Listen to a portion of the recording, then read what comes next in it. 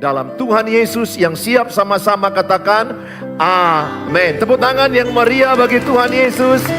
Please sit down. Welcome home GBI Pelita. Shalom. Silakan bergabung dengan sosial media gereja, sosial media Bapak Gembala, terutama YouTube Bapak Gembala Suheri Gultom. Kami ada menara doa 3 kali dalam seminggu, menara doa pagi. Saudara, di situ saya ajarkan minggu lalu bagaimana memilih pasangan hidup. Menanti dia yang tepat dari Tuhan. Lihat di YouTube Suheri Gultom. Bagaimana mendampingi pasangan sulit. Karena ada pasangan yang membuat stres pasangannya. Frustrasi, depresi. Saya terangkan di YouTube itu. Maka lihatlah YouTube Suheri Gultom. Subscribe, like, share, and comment. God bless you. Thank you. Promosi firman Tuhan penting.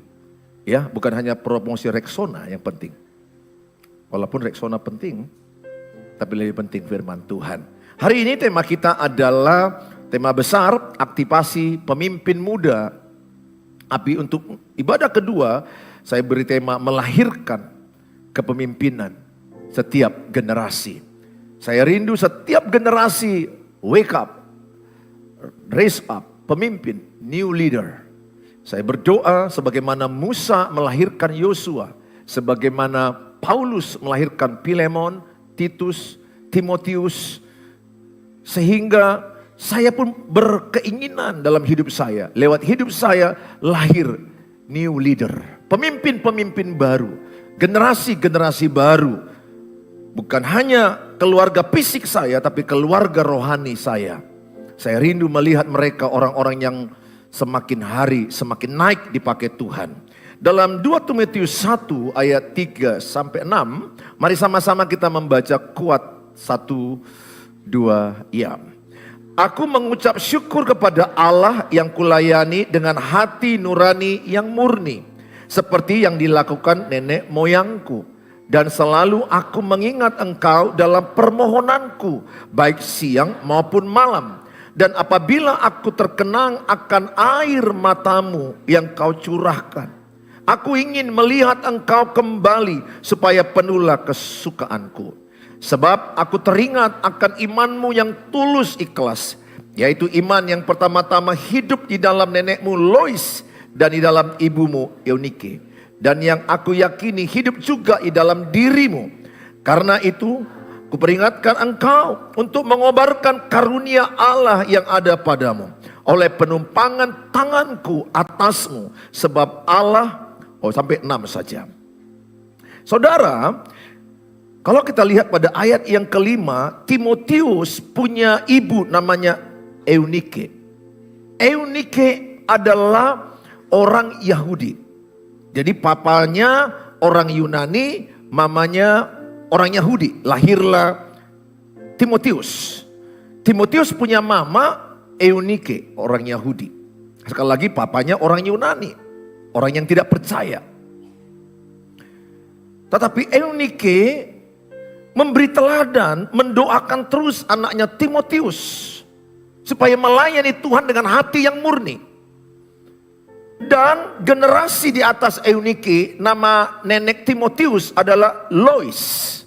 Lois adalah nenek Timotius memberikan teladan kepada Eunike dan kepada Timotius. Jadi ada antar generasi dari Lois, Eunike, dan Timotius. Itu fisik, keluarga fisik.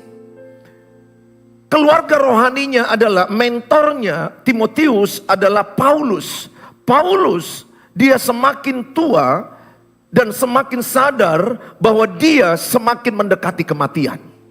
Di usianya yang tua semakin sadar dia mendekati kematian, maka dia berdoa dan berharap supaya ada penggantinya. Muridnya yang masih muda belia namanya Timotius. Jadi Timotius itu masih muda belia, dimentor oleh Paulus. Paulus sadar bahwa dia tidak lama lagi hidup, waktunya sangat singkat. Demikian juga Musa. Dia sadar dia semakin tua dan mau mati. Saudara, dia berdoa supaya ada penerus yang membawa Israel ke tanah Kanaan, tanah perjanjian. Dan dia mendapatkan murid yang namanya masih muda, Yosua. Jadi Yosua dengan Musa itu umurnya jauh beda. Timotius dengan Paulus jauh beda. Yesus mementor 12 orang murid. Sehingga sangat penting orang tua mendengarkan ini. Apakah ada perasaanmu sama seperti Paulus merasa tidak lama lagi mati? Itu Paulus bilang. Tidak lama lagi sepertinya hidupku akan berakhir. Dan dia berpikir bagaimana penerus firman Tuhan. Bagaimana supaya Injil yang diberitakan itu diteruskan oleh penerusnya. Saya juga pernah berpikir begitu. Tidak lama lagi hidupku akan mati. Tahun 2020 adalah puncak penyakitku yang sangat berat di masa awal COVID. Saya berulang-ulang merasakan mendekati kematian. Dan tubuh saya hampir 20 kilo itu turun. Jadi saya betul-betul merasakan, wah ini sudah mau mati. Dan saya berpikir, bukan bagaimana lagi kaya, bukan lagi berpikir bagaimana hebat. Survive hidup aja itu kasih karunia. Saya berdoa sama Tuhan. Sama seperti Raja Hizkia, dia sudah mau mati. Tapi dia bernego dengan Tuhan. Tuhan, kalau aku masih kau beri hidup, aku mau melayani lebih lagi. Dan Tuhan memberikan kepada dia bernajar, Raja Hizkia bernajar bahwa dia akan mengabdi lebih lagi. Seperti itulah aku lakukan ke Tuhan. Dan Tuhan tambahkan usianya 15 tahun. Saya bersyukur saya tidak mati di tahun 2020. Tapi saya mau katakan tiap kita pasti mati. Mati itu gak bisa diingkari, gak bisa disangkal. Semua orang, mau orang beriman, mau kaya, mau presiden, siapapun kita pasti akan melewati kematian. Mati pasti. Tapi bagaimana kita meninggalkan generasi berikutnya, itu yang penting. Maka di 1 Petrus 4 ayat 2, ini menjadi doa saya. Sama-sama kita baca, ini yang saya dapatkan waktu 2020 jadi rema bagi saya. 1-2 ya.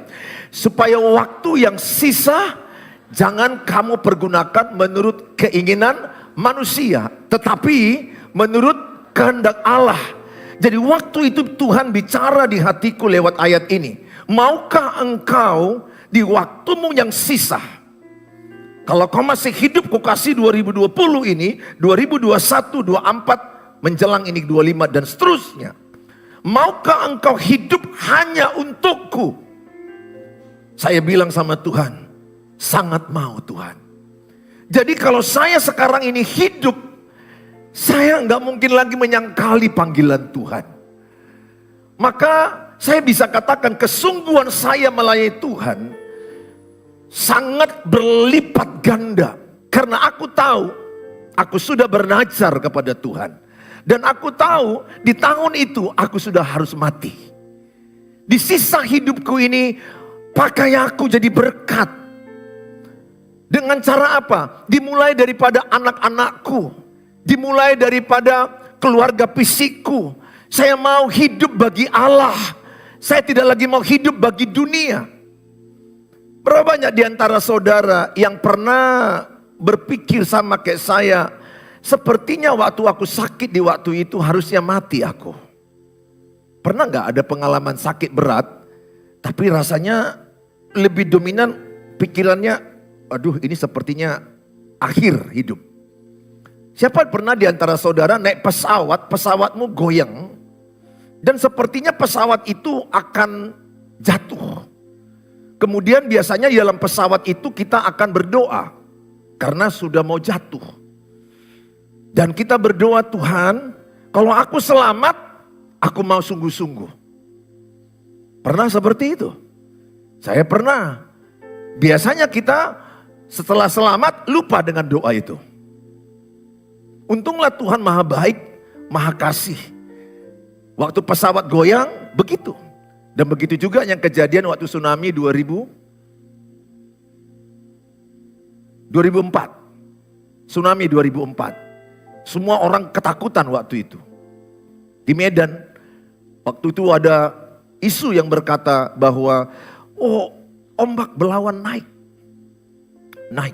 Kita ketakutan dan waktu itu saya udah ambil mobil. Saya bingung mau dibawa kemana mobil ini. Anak-anak masih kecil-kecil masuk. Rumah kami lantai 2. Rumah sebelah kami lantai 1. Berharap di rumah kami.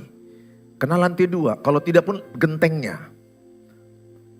Kita dihantui tsunami waktu itu. Dan saya masih ingat waktu tsunami itu. Setelah reda. Saya lihat minggu pertama gereja penuh kali. Semua penuh kali gereja. Gak ada yang kosong, kursi gak ada yang kosong, membludak. Karena semua takut mati. Penuh semua. Dan waktu itu saya masih ingat, kacau di jalan, kacau. Mobil udah mulai kukeluarkan kacau. Kemana? Ke Belawan. Justru akhirnya dari Belawan. Jangan, jauhi Belawan. Brastagi, arah Padang mulai ke arah Padang Bulan, orang mulai berkata, justru sudah di Padang Bulan akhirnya. Waktu itu menjadi bodoh memang kita. Karena takut mati. Takut mati. Di jalan itu semua tetot. Itu artinya bunyi klakson, mati, tsunami. Tetot. Kenapa? Waduh, dari sana, udah di sana akhirnya. Bodoh itu kelam, mati lampu. Gelap sekali. Ada lagi berkata di Pulau Nias, teman kami pendeta Nias. Lebih lucu. Pada waktu ada gempa itu tsunami, mereka lagi mabuk. Lagi mabuk. Karena tsunami datang kan paling berat korban kan Aceh, Nias. Mereka banyak berjatuhan, rumah mati ribuan di Nias. Mereka waktu mabuk itu pun mereka nyanyi dalam nama Yesus, dalam nama Yesus. Udah mabuk pun pakai dalam nama Yesus. Karena ternyata dengan tsunami atau takut mati, tiba-tiba sadar dia dalam nama Yesus. Dan saya ingat minggu pertama, minggu kedua gereja penuh. Jadi kadang-kadang pendeta ini berpikir apa perlu tsunami lagi supaya gereja ini penuh. Karena dengan tsunami banyak orang datang ke Tuhan. Karena di Aceh yang meninggal itu 200.000 lebih. 200.000 itu penduduk Siantar. Siantar itu penduduknya 200.000 saja. Sekota Siantar mati. Banyak sekali. Saya mau ngajak sama saudara. Ayo sama-sama di sisa waktu hidupmu ini. Orang tua, bapak, ibu yang saya kasihi. Please. Berdoalah buat generasi anak dan cucumu. Contohlah teladan Lois, neneknya Timotius. Contohlah ibunya Timotius, Eunike. Bagaimana mereka memberikan teladan, memberikan contoh, mendoakan anak cucu. Saya berharap semakin bertambah usiamu, semakin dewasa, semakin berhikmat, semakin takut akan Tuhan. Yang pertama kali diwariskan itu iman, karakter, takut akan Tuhan, teladan, wariskan itu. Dalam 3 Yohanes 1 ayat 4. Yang paling menyedihkan bagi kita kalau melihat anak kita tidak dalam kebenaran. Sama-sama kita baca, 1, 2 ya.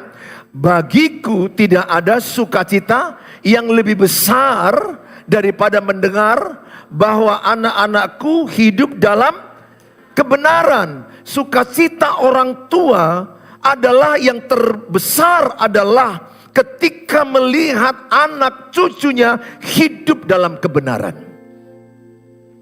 Duka cita orang tua yang terbesar ketika melihat anak cucunya tidak hidup dalam kebenaran.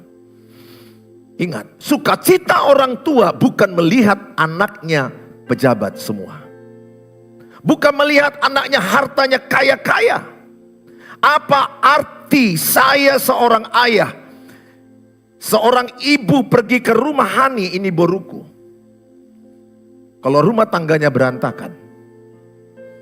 Rumahnya 5, mobilnya 5. Apa artinya bagi saya? Gak ada arti mobilnya bagi saya. Lebih berarti bagi saya melihat pernikahannya bahagia. Rukun damai.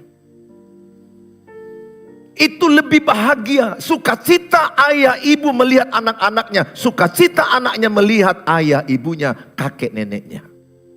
Mahkota orang tua anak cucunya.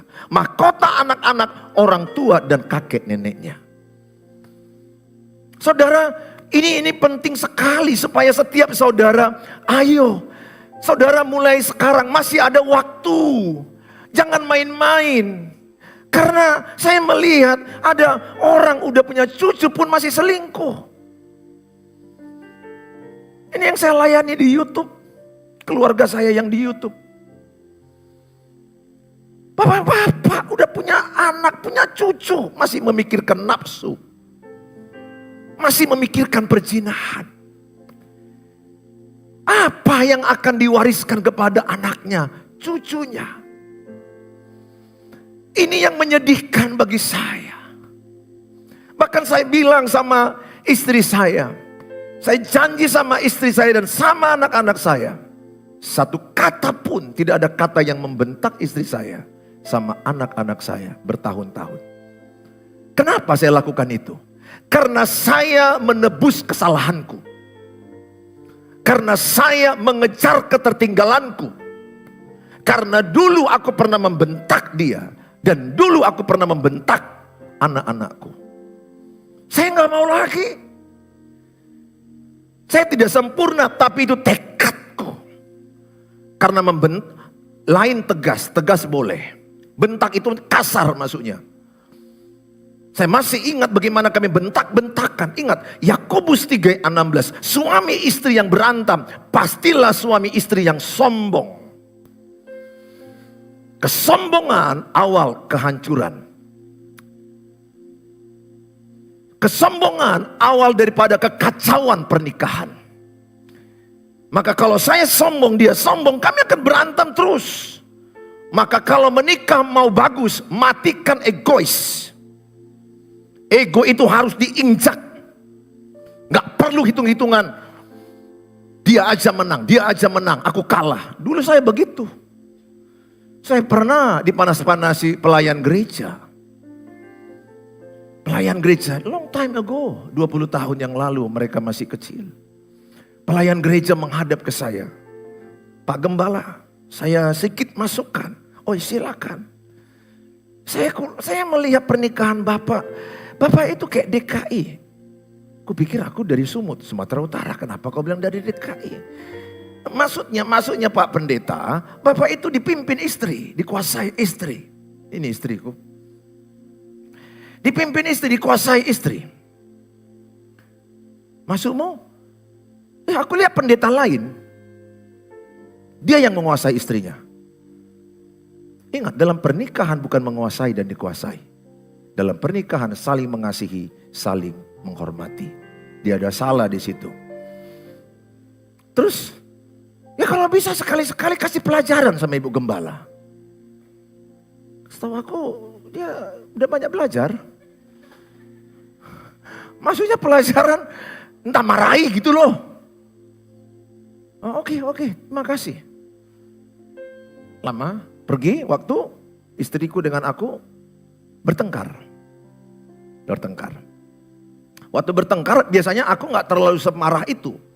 Tapi ketika bertengkar, kata-kata pelayan ini, DKI. Tanganku yang kayak gini-kian jadi DKI. Langsung dekati, apa DKI. Waduh, saya udah mulai menjambak istriku, apa DKI. Setan rupanya kata-katanya itu, saudara. Saya udah mulai marah dan akhirnya saya bentak istri saya juga. Istri saya ini modelnya dibentak bukan diam juga. Dia udah bilang, Pak, aku modelnya kalau dibentak makin kulawan. Jadi aku tahu gak mau aku bentak dia. Kan ada jenis istri kan berbeda-beda. Ya, dia pada masa kecilnya pun udah bosan melihat banyak cerita-cerita dalam hidupnya. Sehingga mungkin ada riwayat itu. Luka masa lalu. Sehingga saya melakukan masukan bodoh. Ingat ya. Bukan saya tidak bisa bentak istri. Tapi Tuhan berkata, kalian bukan lagi dua, tapi satu. Jadi gampang membuat aku bahagia. Ku bahagiakan aja dia. Kalau bahagia dia, aku pun bahagia. Kalau aku sakiti dia, aku pun sakit. Efesus 5 bilang begitu. Kalau engkau menyakiti istrimu, engkau menyakiti dirimu sendiri. Saudara, saya mengejar, pernah salah membentak anak saya. Pernah bentak putra saya. Saya pernah gagal di situ, salah. Dan saya melihat Hani ketika kami berantem, cekcok, gemetar, takut, trauma. Dan bisa anak tidak mau menikah. Karena trauma melihat pernikahan papa mama. Video papa mama itu akan dibawa sama anak-anak. Kita semua ini gak sempurna pernikahan kita. Tapi kejar ketertinggalan itu. Kejar apa yang kurang, kejar apa yang salah. Saya tahu apa yang salah di hatiku, aku tidak mau ulangi. Sehingga harapanku itu adalah teladan bagi anak-anak saya. Contoh bagi anak-anak saya. Istri saya sudah sangat jarang marah. Saya bersyukur. Saya selalu bilang sama Tuhan, sama jemaat. Ubahlah saya Tuhan, supaya lewat perubahan saya, keluargaku dimenangkan. Ingat, kita nggak bisa mengubah manusia. Kita nggak bisa mengubah pasangan. Kita nggak bisa mengubah mertua. Apalagi edamu Mama David. Gak bisa kau ubah Mak David itu. Emang udah begitu lahirnya. Apa yang kau buat serba salah. Kau kasih bolu katanya ada racun. Ampuni aja Mak David itu. Coba sama-sama katakan, Tuhan ubahlah saya. 1, 2 ya. Supaya lewat perubahan saya, keluargaku dimenangkan. Lebih mantap, Tuhan ubahlah saya. Supaya lewat perubahan saya, pasanganku diselamatkan. Keluargaku diselamatkan. Jadi yang perlu berubah itu siapa? Saya. Saya melihat ketika saya udah berubah, tidak lagi mau marah sama anak-anak, tidak mau lagi marah sama istri. Saya melihat istriku pun banyak berubah. Anak-anakku pun banyak berubah. Berarti perubahanku transfer kepada mereka. Tapi semakin aku marah ke istri saya, semakin aku marah sama anak-anak saya semakin melihat mereka pun pemarah. Video pernikahan papa mama 80% persis akan diikuti anak cucu. Dengar. Video pernikahanmu 80% otomatis dibawa. Karena sudah direkam di otak alam bawah sadar. Akan dicontoh. Bagaimana papa ngamuk-ngamuk. Begitulah nanti putramu sama istrinya. Woi. Baru nanti datang bapaknya. Kau belajar di mana? Anaknya bilang, papa. Masa? Aku rekam lo pak. Pas bapak ngamuk-ngamuk itu lempar gelas. Ku videokan lah. Ini videonya apa? Persis aku kayak kau. Gak jauh buah jatuh dari pokoknya. Gak jauh anak dari papanya. Dari mamanya. Kalau engkau istri mempertontonkan bentak suamimu, maka putrimu akan bentak suaminya. Les dari mama. Jangan. Kita pasti mati. Kita pasti akan meninggalkan dunia. Tapi jangan wariskan yang buruk. Biarlah kita meninggalkan dunia ini melihat anak cucu kita dalam kebenaran. Saya bersyukur bersama istri saya. Kami melayani Tuhan bersama-sama. Saya melihat anak-anak kami melayani Tuhan. Jamie udah bisa khotbah. Aku bersyukur. Waktu saya tahu udah bisa khotbah, Jamie Hani juga udah bisa khotbah, saya mulai berpikir, anak-anak rohaniku juga, Pastor Jaya, Pastor Samuel, Pastor Okta dan lain-lain, mereka bisa khotbah. Kalaupun aku dipanggil Tuhan, I'm ready. Karena sudah ada penerusku. Paling tidak gereja ini akan survive, jalan terus. Itu yang akan kulihat dari sorga GBI Pelita, bukan semakin tutup. Karena ada gereja, ketika ayahnya meninggal, gereja itu tutup. Dijual. Gedung gereja dijual. Kenapa? Tidak ada penerus. Sangat penting kita memikirkan penerus. Hidup ini bukan untuk diri sendiri, tapi kita hidup untuk generasi kita, anak cucu kita. Sehingga kalau masih ada waktu, apa yang salah tinggalkan, apa yang dosa tinggalkan. Ingat sekali lagi, anak itu pencontoh ulung. Semua dia akan meniru apa yang dilihatnya. Ingat, apa yang dilihat lebih kuat pengaruhnya daripada apa yang didengar. Udah berulang-ulang ini kasih contoh. Angkatlah tangan kanan, yang punya tangan angkat. 1, 2, ya angkat yang punya tangan. Mau dikasih angpau. Angkat tangan kanan semua. 1, 2, ya pegang dahi masing-masing. Dahi masing-masing. Lihat kiri kanan, dahi masing-masing. Pegang dahi masing-masing. Aku tahu gak ada memang uangmu di kantong, tapi dahi masih di sini.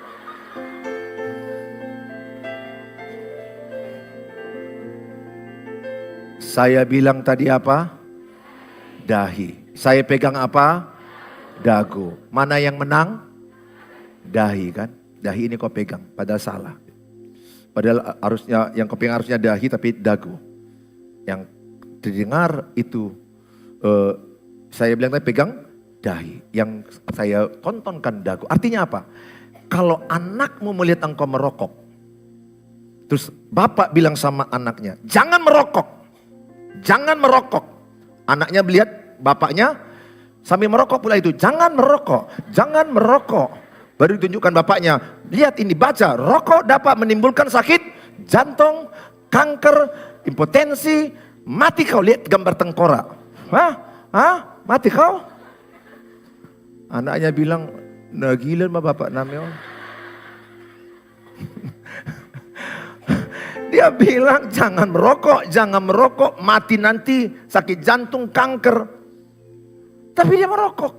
Ingat, apa yang engkau inginkan Bapak Ibu dilakukan anak-anakmu, lakukan dulu. Kalau anak-anak supaya jangan merokok, bapak dulu jangan merokok. Kalau ibu-ibu mau melihat anaknya baik, contohkan yang baik. Bagaimana engkau menghormati suamimu, akan dicontoh putrimu. Lihat ada banyak orang menikah gak menghormati suami. Dari mana belajar? Mama tidak berfungsi. Mama tidak mendidik. Mama tidak mewariskan. Saudara, dikasih kesempatan hidup, jangan sia-siakan.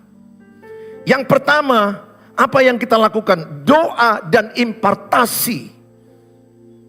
Seorang ayah ibu, kakek nenek, atau mentor, pelatih. Pada ayat yang kita baca, ayat yang ketiga dan ayat yang keempat. Pada ayat 3 dan ayat yang keempat. Aku mengucap syukur kepada Allah yang kulayani dengan hati nurani yang murni. Seperti yang dilakukan nenek moyangku. Dan selalu aku mengingat engkau dalam permohonanku, baik siang maupun malam.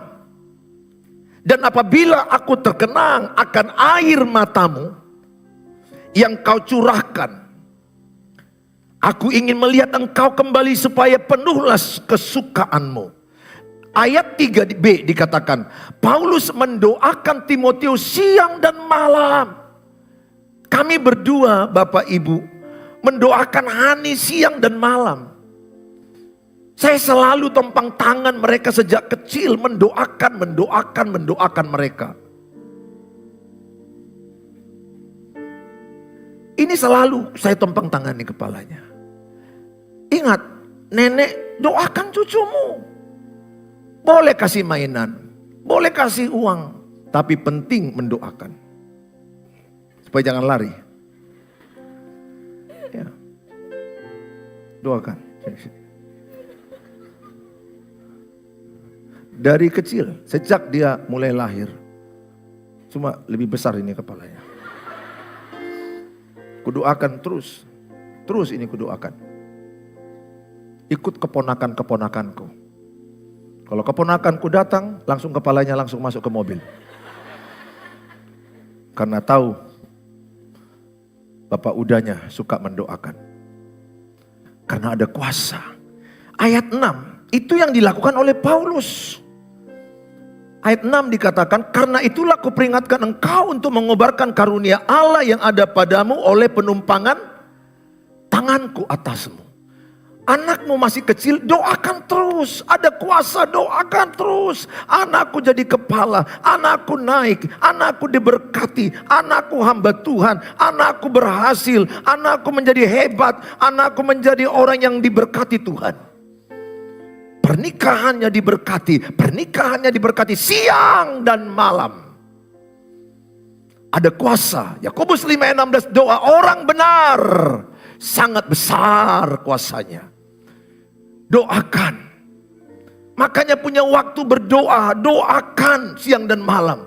Anak-anak muda, anak-anak gadis, mungkin ayahmu tidak teladan bagimu. Tapi Alkitab berkata, satu orang selamat, seisi rumah diselamatkan. Doakan ayahmu, doakan ibumu yang terus berantem.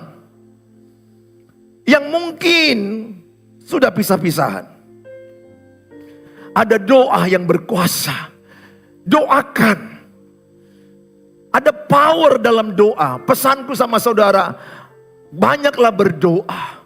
Doa kelihatan tidak langsung jadi, tapi doa bekerja. Dan indah pada waktunya dijawab Tuhan. Doa orang yang tekun akan dijawab Tuhan. Tetaplah berdoa, tekunlah berdoa, sabarlah dalam kesesakan, bersukacitalah dalam pengharapan. Karena saya melihat kalau ayah ibu tidak menjadi teladan, anak-anaknya korban. Ayah ibu yang masih egois pasti bertengkar. Sekali lagi mau saya katakan, kalau mau tidak bertengkar, mati egois. Itu yang kulakukan sama si cantik manis Boru Hasianin, Boru, istriku ini. Kumatikan egoisku, ku injak. Karena kalau aku masih egois, aku akan berkata, aku yang benar, kau yang salah. Kau yang harus berubah. Maka tidak akan pernah kami damai. Gampang menghancurkan pernikahan. Ingatkan aja dosa masa lalunya. Kalau istriku mengingatkan dosa masa laluku, pasti aku akan tersakiti. Kalau saya mengingatkan dosa masa lalunya, tersakiti. Ada banyak pernikahan hancur, bertengkar, berkeping-keping. Karena pasangan mengeluarkan kata-kata toksik. Allah, dulu kau seperti ininya. Allah, dulu kau seperti ininya. Mukamu aja kayak Nabi. Nabi Sulodoho. Bisulnya kau. Dengar. Alkitab berkata Ibrani. Allah tidak mengingat-ingat kesalahan masa lalu. Bilang sebelahnya, jangan ingat-ingat kesalahan orang masa lalunya. Amin. Jangan ingat-ingat. Saudara, ayo kita sama-sama belajar bagaimana Paulus menempang tangani Timotius, mengimpartasi, mengkobarkan. Demikian juga anak-anak rohaniku di sini. Saya rindu melihat anak-anak rohani kini masa mudanya melayani Tuhan. Pengkhotbah bilang masa muda sungguh senang, sangat senang bisa melayani Tuhan. Dan saya mematikan egoisku kepada banyak orang. Sehingga saya tidak bertengkar lagi. Baik dengan ipar, dengan lae, sangat sarangeo. Serius. Banyak orang berlaye gak cakapan. Bereda, jambakan-jambakan. Kalau sisir-sisiran masih lumayan. Kan ada juga eda sisiran. Ku sisir kau eda, kan lumayan. Tapi sengaja agak ditajamkan sih. Kok begitu eda? Enggak tak kenapa rambutmu kok agak-agak apa ya? Akhirnya jatuh edanya. Aduh edanya kok jatuh. Sorry ya. Karena dia menyisirnya sudah enggak tulus lagi. Ada dendam di hatinya. Sama Ateho katanya. Ingat, yang paling baik sama Tuhan, rukun damai. Rukun damai itu enggak cukup didoakan, diusahakan. Bagi engkau yang beripar enggak cakapan. Bagi engkau yang bermertua bermenantu tidak rukun damai. tidak boleh hanya doa. Iman itu perbuatan. Iman tanpa perbuatan mati. Jadi kalau saudara mendengarkan khotbah, termasuk yang di YouTube, sangat rugi beripar gak damai. Sangat rugi bereda gak damai. Sangat rugi bermertua tidak damai. Sangat rugi. Kalau sekarang hubungan beripar bermertua beku, aku ajarkan konsepnya apa yang kulakukan. Tiap malam doakan mereka. Tiap malam doakan edamu, tiap malam doakan mertuamu, iparmu, laimu. Itu yang kulakukan bertahun. Ada kuasa dalam doa orang benar.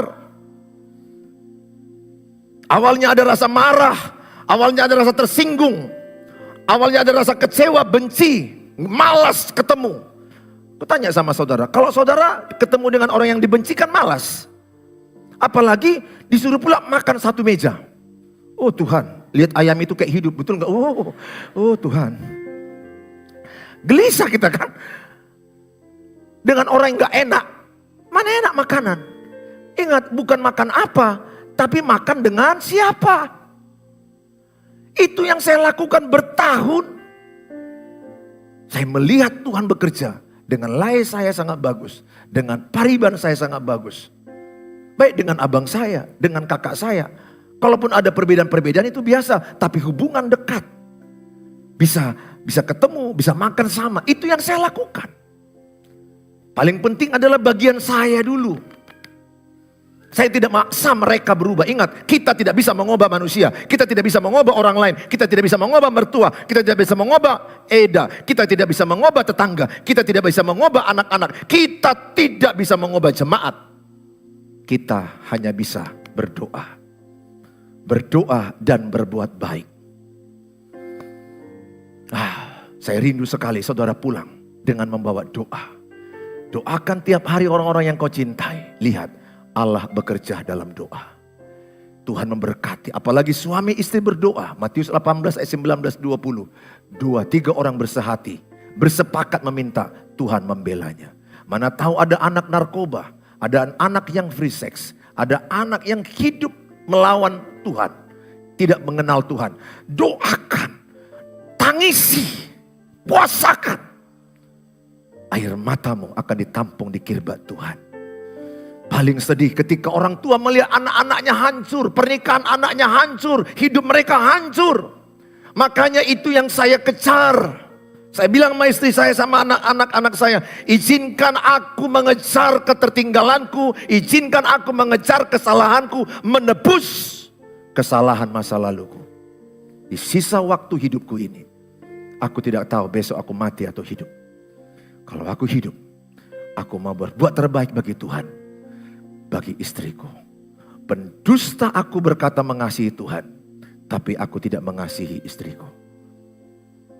Aku tidak mengasihi anak-anakku. Bukti mengasihi Tuhan, mengasihi sesama. Saya rindu saudara. Ayo doa. Lihat. Tuhan bekerja dengan kuasa doa-doa saudara. Saudara pancatkan berdoa. 3 tahun gak kelihatan. Ada kalanya orang 12 tahun pendarahan baru dijawab Tuhan. Ada kalanya 40 tahun kayak Musa baru dijawab Tuhan. Ada kalanya kayak Abraham 25 tahun baru dijawab Tuhan. Ada kalanya kayak Yosua di penjara dan masuk dalam sumur 13 tahun baru dijawab Tuhan. Ada kalanya doa kita itu gak langsung instan. Pengkhotbah 3:11. Semua indah pada waktunya. Aku merasakan beberapa anak-anak di sini, anak gadis, engkau capek melihat pernikahan papa mamamu. Ngamuk aja. Aduh. Oh Tuhan, betapa bodohnya aku pernah melawan dia dulu. Cobalah, bagaimana bisa kita menyakiti sekutu kita. Saya berdoa, pulanglah dengan membawa doa. Rajin berdoa, jangan mengeluh, jangan menyalahkan, jangan menuntut. Lakukan itu, jangan mengeluh. Katakan saya tidak mau mengeluh. Saya tidak mau menyalahkan. Bilang sebelahnya jangan menuntut orang berubah. Katakan perubahan dimulai dari saya. Bilang sama sebelahnya, aku dulu yang perlu berubah.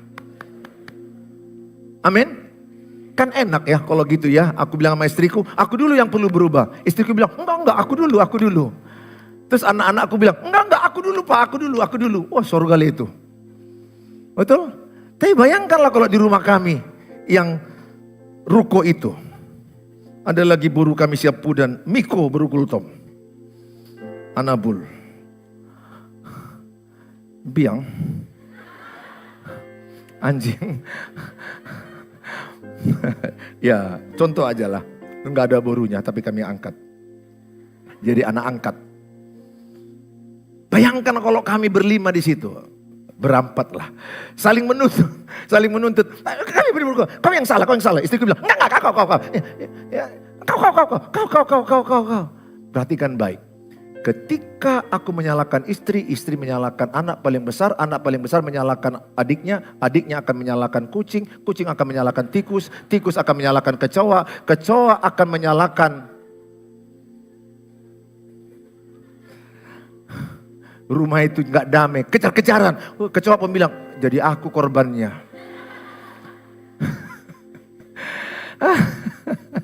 Aduh, enak loh hidup rukun damai.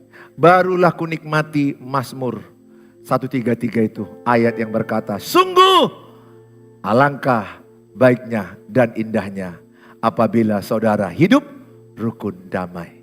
Kesanalah Allah memerintahkan berkat-berkat kehidupan. Amin.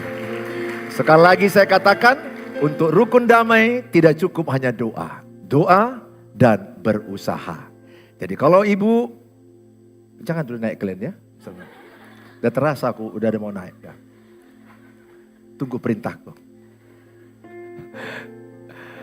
Kalau ada di hatimu tidak enak sama iparmu, gak ada gunanya khotbah ini kalau tidak dilakukan.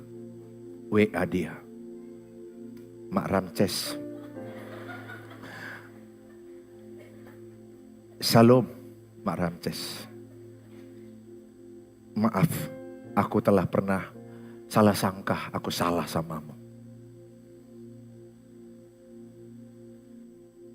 Menjelang Natal 2024, aku minta maaf. Di bawahnya jangan lagi ketik, tapi jelaskanlah dulu ceritanya. Nggak perlu, nggak perlu, don't do it. Aku udah pernah lihat orang loh malam tahun baru nangis-nangisan, beredar. Dalam hatiku udah damai lah ini, udah damai. Selama ini aku gak cakapan. Tahu lah malam tahun baru kan penuh dengan emosional. Cakap-cakapan. Nang salputang naburuki homahupu jitu haki. Aku pikir udah akur. Kulihatlah. Jadi memasuki tahun baru ini, kita bahas dulu warisan mama itu kayak mana sebenarnya. Mulai air mata yang keluar tuh masuk lagi dia ya saudara. Waduh, nggak ada itu. Jangan lakukan itu. Kalau engkau mengampuni tulus, nggak usah bahas-bahas lagi. Biar Tuhan bekerja. Dan pesanku, anak Tuhan Yesus banyak mengalah. Bilang sebelahnya banyak mengalah. Bilang sama dia, jangan parbadah. Itu anak setan. Anak Tuhan Yesus, Matius 5 ayat 9, pembawa damai sejahtera. Amin. Aku berdoa di Natal 2024 ini, saudara pembawa damai. Hanya melihat wajahmu aja, orang udah damai. Waktu orang di grup WA mertua kan mengetikkan muncul namamu kan. Ngetik dia bagus. Jangan sampai pas kau ketik-ketik, Tuhan apa yang diketik kawan ini. Karena kalau orang toksik kan takut kita pengen diketiknya. Apalagi mau bilangnya, lama pula. Artinya nggak diinginkan ketikanmu itu. Memang keluar pula banyak, racun semua. Nggak ada gunanya grup ini. Setan semua kalian, munafik semua kalian. Ibadah, haleluya. Helikopter lah kalian semua katanya. Karena kalau orang udah kesetanan ya begitu. Ingat, pembawa damai itu banyak mengalah. Mengalah itu di hadapan Tuhan tidak kalah. Mengalah itu menang di hadapan Tuhan. Enggak salah menyampaikan isi hati. Enggak sampai berjuang, enggak salah menyampaikan harapan. Tapi salah kalau berkelahi. Salah kalau enggak cakapan. Untuk perdamaian harus ada yang mengalah. Aku berdoa, engkaulah orang yang mau mengalah itu. Yang kedua, yang terakhir adalah memberikan teladan kepada anak-anakmu. Paulus dalam kitab 2 Tesalonika 3:9 dikatakan dia memberikan teladan, hidupnya menjadi teladan. Bukan karena kami tidak berhak untuk itu, melainkan karena kami menjadikan diri kami apa? Teladan bagi kamu supaya kamu ikuti. Katakan, saya menjadi teladan. Bilang sebelahnya, jadilah teladan.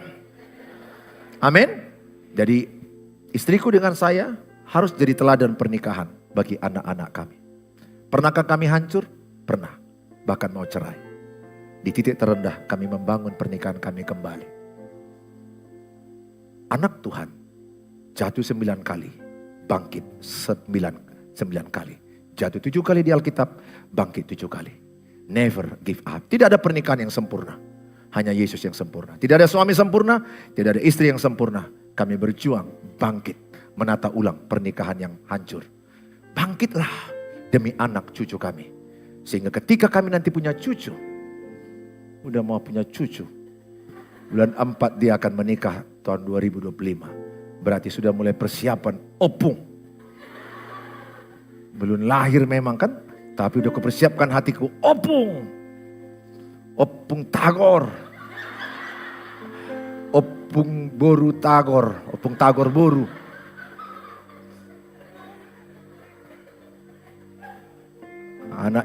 Dari anak yang sana perningotan.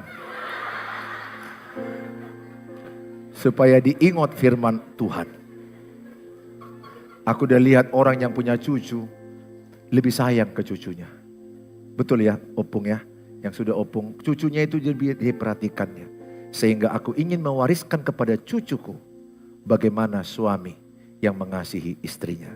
Sehat-sehatlah Ibu Gembala, sehat-sehatlah saya. Sehingga kita melihat cucu bisa menikah. Dan kita berhasil melewati lembah kekelaman. Setiap pernikahan pasti ada lembah kekelaman.